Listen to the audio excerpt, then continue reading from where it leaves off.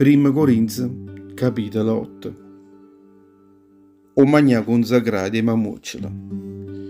Trattiamo mo' il problema della carne che viene sacrificata innanzi a Dio. Io so che tutti quanti teniamo già pensieri chiari, coppa a questa cosa.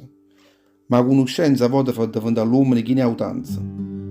L'amore solo fa crescere in da fede. Chi pensa avere una certa conoscenza, vi posso assicurare che questo non tiene ancora pensieri chiari in da capa sua, come l'avesse da ne.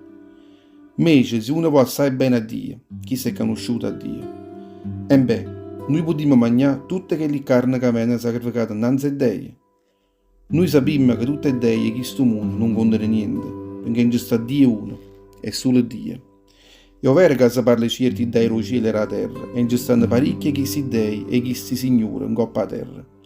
Per noi invece esiste uno Dio solo, che è puro Padre nostro. È statistico che ha creato tutte le cose e noi cambiamo per esse.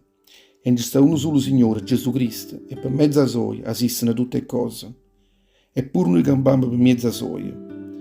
Però non tutti quanti tennano questa conoscenza. Certi che hanno piato la usanza di fare sacrifici loro innanzi a Dio, si mangiano ancora mo tutte quelle carni sacrificate, come se loro appartenessero a quell'idea. E la coscienza allora, assai sfatta e devoluta, rimane affuscata.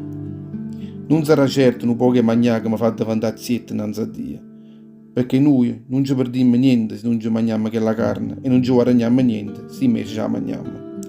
Abbarate voi in coppa a che la libertà vostra, non la facete diventare un'occasione in giampica per tutti quelli che non sono assai ferrati in da fede. Mettiamo caso che uno è devoluto in da fede sua. Tenesse in mente a te, che si chi ne conoscenza che sta assettato in coppa a tavola in da tempi e chi l'idea. Non si sentirà pure chi sta in da coscienza sua se mangia quella carne che è stata sacrificata a tutte le idee. E così tu, con tutta quella conoscenza tua, metti in pericolo quella fede. E chi lo frate tuo, che Cristo ha dato tutta la vita sua per chilla. E così vi mettete a fare peccato e facete imburiare la coscienza loro chi ne sfatezza e che essa vorricere che state facendo un peccato contro Cristo stesso.